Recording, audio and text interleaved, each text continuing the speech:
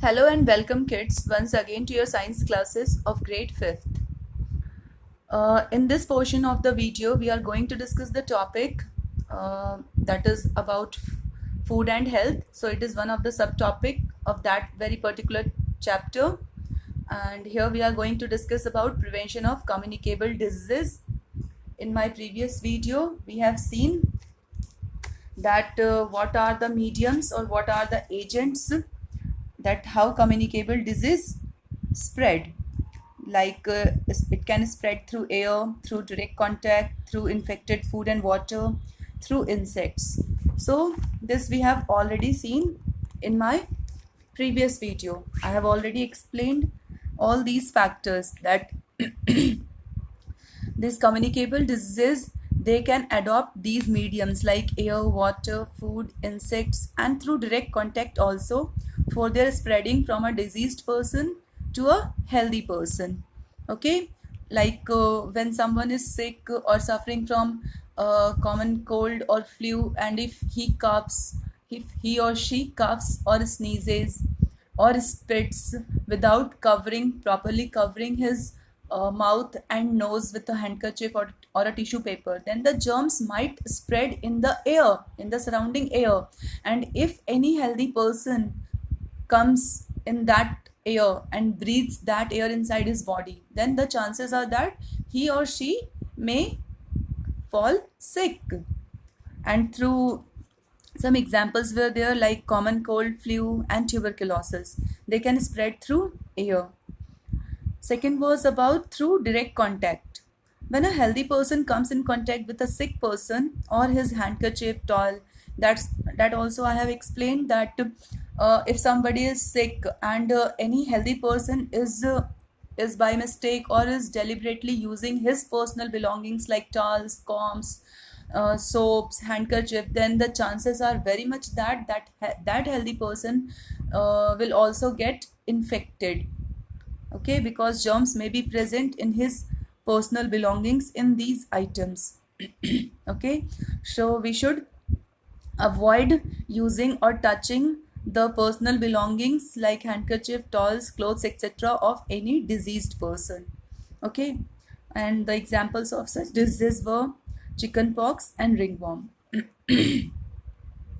Third was about through infected food and water.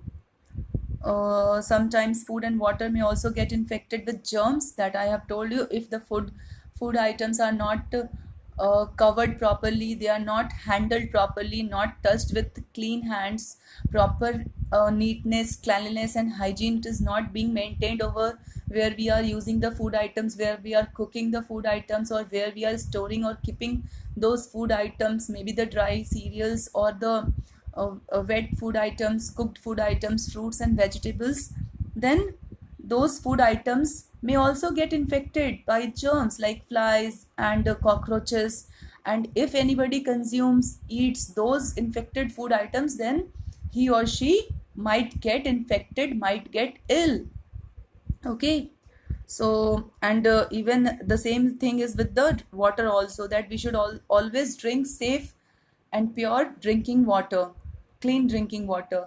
Because if we will drink unclean water or dirty water, then we may suffer from cholera, jaundice, typhoid, etc. And through insects, we have studied that this female Anopheles mosquito, she is the carrier of the malarial protozoan. That was written over here, that malaria is caused by a protozoan that is carried by the female Anopheles mosquito. And dengue, it spreads by the bite of Aedes mosquito. And plague, it is spread by the bite of fleas carried by rats. So these were some insect carriers which we have studied in our previous video. Now in the new video we have to see the some of the preventive measures, that how we can prevent the spread of communicable diseases. So the very first point which you can see over here is hygiene may be defined as practices that ensure cleanliness and good health. More often you have heard the word hygiene. So what is the meaning of hygiene? Hygiene is in the in one way we can say that it is a synonym of cleanliness. So that's what written over here, that hygiene may be defined as practices, as those practices, those habits, those processes that ensure cleanliness and good health. By adopting such measures, such steps, such habits, which will ensure that, which will make sure that proper cleanliness and good health is maintained of ourselves also, of others also, okay, of ourselves, of our family members, and of other persons also. So that is the meaning of hygiene, that hygiene may be defined as the practices that ensure cleanliness and good health. Now how these hygiene, health and hygiene would be maintained? What are those particular steps, what are those particular methods or habits, good habits, which we should adopt to maintain this hygiene? So first is wash hands before and after eating food and after going to the toilets. Yes, this is very important, and you all should know and follow this thing. Adopt this good habit, that you have to wash your hands, because we take food inside our mouth with our hands only. So our hands should be, it must be clean properly before we take food inside our mouth with our hand. Okay, so that's what written over here, that wash hands before and also after eating food, because while eating food your hands become little bit dirty or little bit messed up, so that's need to be clean, so that you could do other work also with a neat and clean hand. So washing of hands should be done properly by using some soap or liquid hand wash, okay, with water and liquid hand wash and soap before as well as after eating food, and also after going to the toilet. Whenever we frequently go to the washroom or toilet, then after coming from there we should wash our hands properly with soap and water once again, as well as our feet also, not only hands but feet also. Okay, we should wash our hands and feet properly after coming from the washrooms. So that is the first step, first thing, first good habit which we should adopt.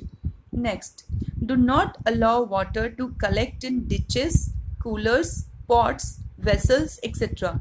Ditches are some small types of holes, or you can say that small puddles of water, small ditches, drains. Okay, this is the meaning of these kind of this term, ditches. Many means any small hole, any small dug that is being made over your house or in and around your locality, in the soil. Okay, coolers, you all know, now the summer season has arrived, everybody, most of the people here, they must be using coolers, and we, to make the air cool, we pour water in the cooler. Okay, so don't let the water get collected in the cooler, keep on changing the water every day. Okay, don't let the water collect over there. Pots, any empty pots or vessels which we are not using and we have keep it outside, or we have thrown it just as it is, and it's becoming a source of getting the water collected. No, it should not be done. Okay, we should not allow the water to collect in any kind of containers, whether it is a ditches, coolers, pots, vessels, tires, etc. Any kind of vessels or containers. Because what will happen, it will lead to the breeding of mosquitoes, and you have seen over here that these mosquitoes, they are so harmful. They could be the carrier of these kind of diseases like malaria, like dengue, like plague, okay, chikungunya, because these mosquitoes, they breed over those collected water. So never allow, never let the water get collected in any kind of containers. Okay, moving on to the next step. It is use mosquito net or repellent at night. Yes, these mosquitoes mostly they bite at the evening or the night time. At that time they becomes very much active, and they bites a lot. So when you are sleeping, you could not be able to remove them or get them away. So you should use a mosquito net or repellent cream at night, or any kind of mosquito repellent which is available. Okay, you should use that so that you could save yourself from the bites of mosquitoes. Next step is to keep food items covered. Yes, this is very important, that we should take proper care while handling or while cooking our food items. Okay, after cooking also the food item should be kept properly covered, so that uh, so that not any kind of insect like cockroaches, flies could come near to that and could be able to make that infected. Okay, so to keep our food, cooked food or raw food or fruits and vegetables clean, neat and safe and free from infection, okay, we should keep them covered properly. It should be covered, the food items. Okay, even the water in which container you are keeping your drinking water, it should be also properly covered. Well covered container should be used for keeping the drinking water safe and healthy. Next is keep covered dustbins. Yes, we all use dustbins in our house. Okay, to to dump the garbage over there, to put the dust or dirt items of the waste materials of the house over there. So what should be there? These dustbins should have a proper cover, should have a proper lid. Always use covered dustbin, so that whatever dust, whatever waste materials, whatever garbage you are putting over there, it should not be it should not be open, because you know these flies, mosquitoes, cockroaches, mostly they go to the unhealthy, unclean and dirty places. Okay, mostly they roam over these garbages only. That is the breeding place of these kind of insects. So to and moreover, if the dustbin will not be covered and you are putting garbage or waste materials or something over, dust and dirt over there, some bad smell will also start coming out of it. Okay, so that will also not be very healthy and good. So always use covered dustbins. Okay, in your houses dustbin should be covered. Next step is drink clean water. That step we have already discussed, that yes, whatever you eat, that should also be clean and healthy. Okay, that should also be proper, and you should drink clean water. Water, the health and cleanliness of water is equally important. As you are maintaining the cleanliness and the proper hygiene of your food items, in the same way you have to maintain the cleanliness and health and hygiene of the drinking water also. Because if you will drink clean water, then only you will remain healthy. Because if you are going to drink infected, or if you are going to drink, if you are drinking unclean water, unsafe water, dirty water, then the chances are that you may be suffering from cholera, typhoid, jaundice. These are dirty water related diseases. These diseases generally happens when somebody takes dirty water, somebody consumes dirty food, infected food or not safe drinking water. So always drink clean, safe water. Okay, so all these points are mentioned over here in this book also, that the topic is prevention of communicable diseases. As you all know that communicable diseases spread, they can spread from one person to another person, from one diseased person to a healthy person, through air, through direct contact, through infected food and water, through insects. So to avoid or to prevent the spread of communicable diseases, what we can do, we should maintain good hygiene and vaccination. So vaccination is a process which we are going to discuss right now. One is the maintenance of good hygiene, and one is this vaccination process. In your, when you were a small kid or small baby, about 6 months, 3 months, 4 months, 6 months, 1 year, then your parents must have got a vaccination card from your doctor. Okay, and in that vaccination card it is properly mentioned that at what duration, at what time period, at what month that a small baby is to be get vaccinated. So please ask your mother and father to show you that vaccination card if it is in your house, that which vaccination you have got when you were a small kid, small young one. Okay.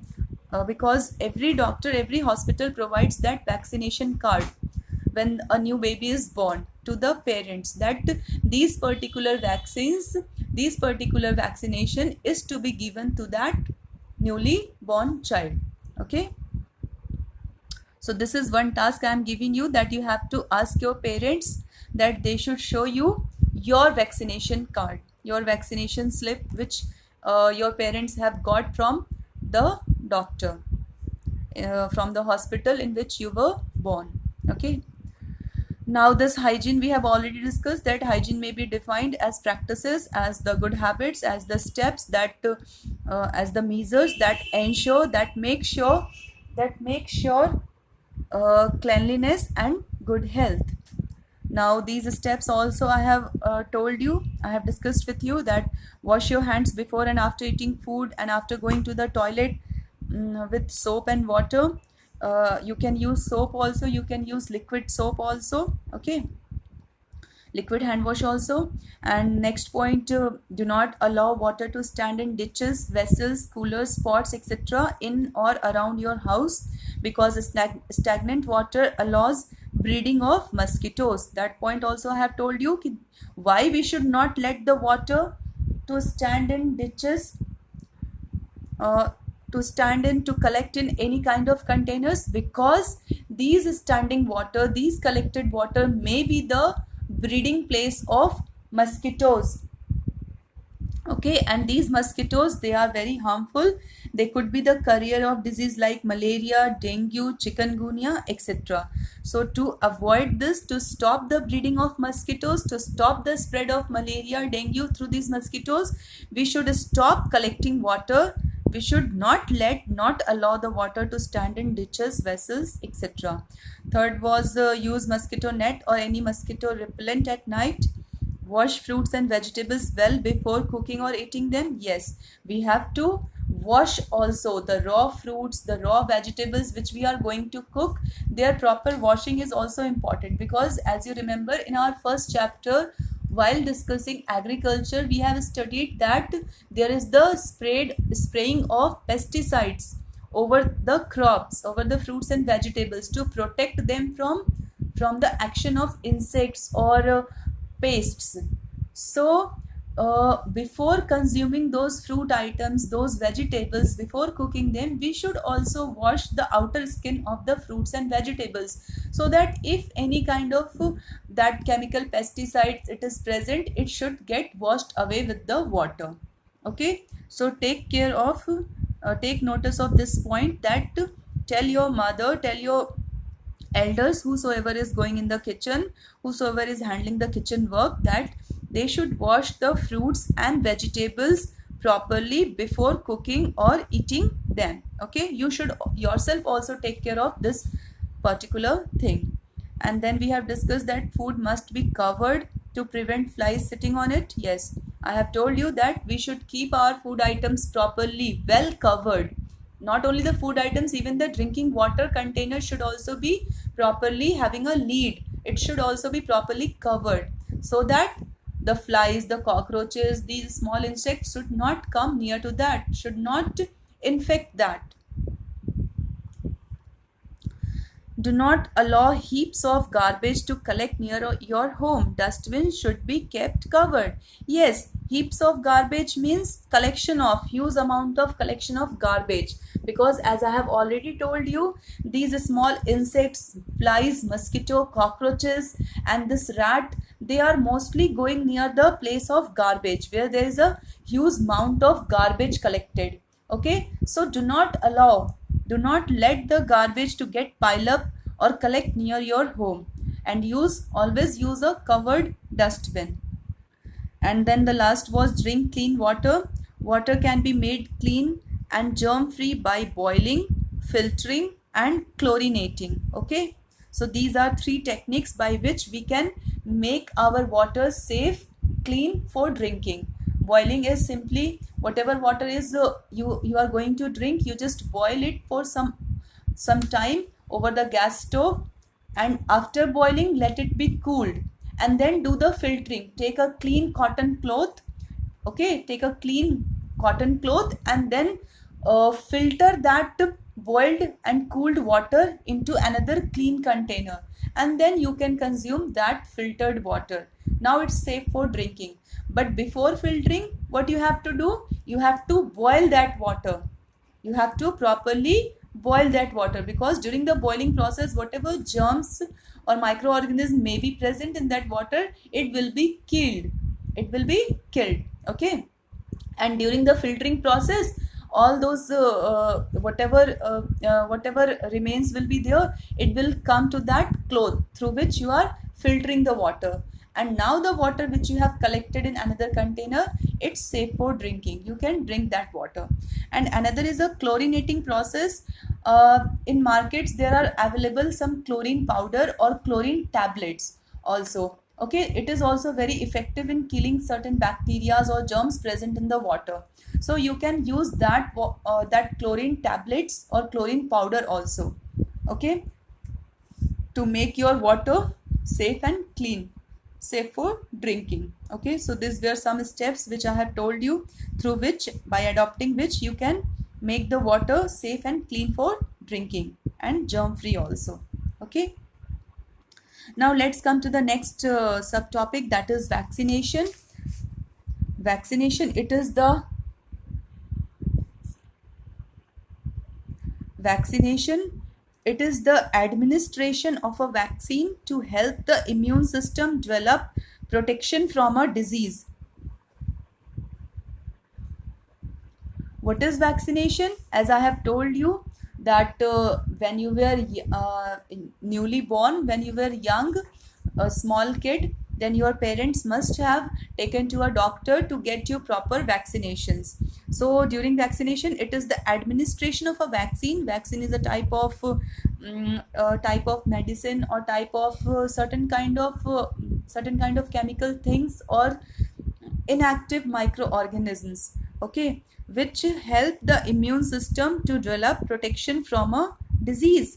And this vaccine, this administration of vaccine, the doctor which inject vaccine in your body, vaccine must be something very useful, very good for your body. That's why this vaccination card is being provided by the doctors. And by the administration of this particular vaccine in your body, it helps our immune system. What is immune system? In our body there is a natural immune system, inbuilt immune system, which protect us, which help us to fight diseases, which protect us from the infections of the diseases. Okay.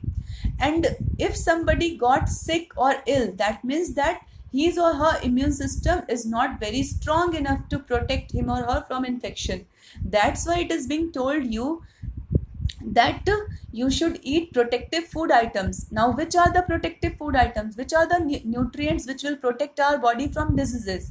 Yes, vitamins and minerals, which are found in nuts, in milk, in all the fresh green leafy fruits, vegetables, green leafy vegetables and fruits. Okay.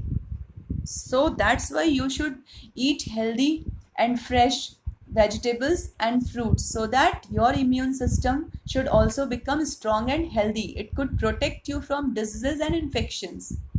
Okay. So this vaccine, it helps the immune system develop protection from a disease. So from any particular disease, if we want protection from that particular disease, then for that particular disease we have to take that particular vaccination in our body. Okay. And it's not like that you can take vaccination at any age and any time. No, some of the vaccinations could be taken when we become adult also, but there are certain vaccinations or vaccines which is to be given, which is to be administered to a child's body at a particular age and time period. And for that reason only, that vaccination card is being provided by the doctor or through the hospital to the parents who have a newly born baby. Okay. So downside, it is, I have also written the definition of vaccines, that vaccines contains a microorganisms in a weakened or killed state from the organisms. Yes, what is a vaccine?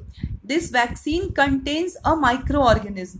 The vaccine itself contains a microorganism, but that microorganism is not active, it is not alive, it is in a weakened. The, in the vaccine, that particular microorganism, that is in a very weakened state, it's not very active, it cannot to harm your body. Okay, it is in a very weak state or even the killed state. Okay, from that particular organism only, from that particular microorganism only, that microorganism is made weakened or it is being killed, and then it is converted into a vaccine form. Okay, which is being injected in your body, so that our immune system, whatever is inside our body, that immune system could produce antibodies for that microorganism. Okay, so that's the same thing is written over here. As you can see, a child taking polio vaccine, so when this child, she or he will get this polio vaccine, then this child immunity will become strong against the polio disease. Okay, so that is the miracle, that is the positive effect, that is the good point about taking vaccines, that in that vaccine only the inactivated and killed form of that particular microorganism is present, but after administered, after being injected in our body becomes immune against that particular disease. Okay, so vaccination is another way of preventing communicable diseases. That's why in present scenario, all the scientists, they are researching very what can I say, in a very eager way to find out the vaccine of this particular COVID-19 infection. The research work, it is going on a very fast way.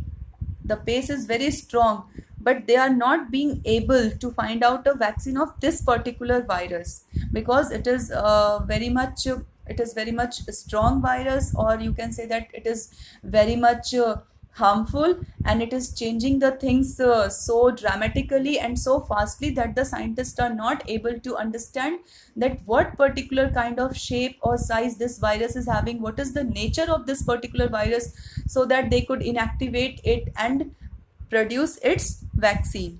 Okay, but the vaccines are available to prevent diseases like polio, cholera, diphtheria, tetanus, and hepatitis. So these are some name of communicable diseases whose vaccines are available in medical fraternity. Okay, like polio, cholera, diphtheria, tetanus, and hepatitis. And I also know, or I must hope that whatever vaccination cards being provided to your parents, these vaccines must be administered to you. Or I have told you that all the vaccines could not be administered at all the time. Okay, there are certain age limits, certain time periods is also there. At that particular age group or at that particular time period in a child's life only, that particular vaccine could be administered in his or her body. So that age factor and time period is also very important. Okay, so might be possible that some of the vaccines you have got and some are still in pipeline, which is to be administered to you. Okay, vaccination helps our body to acquire immunity against certain diseases. So this is the sole role of vaccination in our body, that through vaccination process our body becomes immune. It is become able to acquire, to adopt immunity against certain diseases. And what are those certain diseases? These names we have studied right now, that is polio, cholera, diphtheria, tetanus, and hepatitis. So up to the age of 5 years, I think polio drops are given to the kids. You might have seen the ads in TVs also, that do boond zindagi ki and all that. So that was the polio campaign. Okay, so vaccines for these dangerous disease, it is available. in our medical fraternity or in the market. So this was all about vaccination. Okay, this is the same thing which I have told you here, that I have written with pencil because it was not given in your book. So I have found out this particular thing from the internet, and I have told you. And one more thing, this is the name of the scientist Edward Jenner, which has developed first vaccine against cowpox in 1796. Okay, so this is some little bit of extra information that Edward Jenner, name of the scientist, he has developed first vaccine of cowpox in 1796.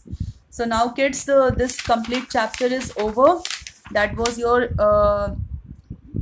chapter 2, food and health. We have studied so many things on this, that importance of food, components of food, carbohydrates, fats, proteins, vitamins, minerals, water and roughage, about the balanced diet, some healthy habits, running, yoga, posture, correct posture, proper sleep. Then we studied about the diseases, non-communicable or deficiency diseases. These tables like deficiency disease, communicable diseases, the table, symptoms and preventive measures of communicable disease, then how communicable diseases spread, and what are the preventive measures of these communicable diseases, along with the topic vaccination. Now this is the section kids, let's memorize. You can call it keywords also or definition section also. Okay, so questions also come from this section of the chapter, which is given at the last. Some key terms, some keywords are given over here. For example, first is the balanced diet. A diet that contains all the nutrients in adequate, in proper amounts required for the healthy functioning of our body is called a balanced diet. I have already told you, a diet which contains carbohydrates, proteins, fats, vitamins, minerals, water, roughage. It is complete in all the nutrients. That diet only will be called a balanced diet because it is important, it is required for the healthy and proper and normal functioning of our body. Then disease, it is an abnormal condition in which our body does not function properly. That is called a disease. Yes, when we feel weak, tired, we feel low, we are not energetic enough, our body is not active, it is not feeling well, then that particular condition, that abnormal condition is only known as diseased condition or disease.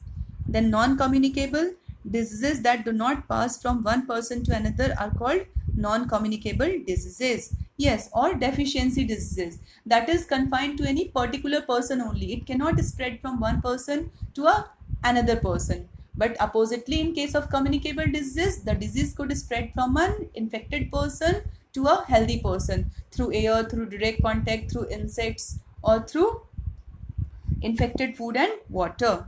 Okay, so this was all about this chapter.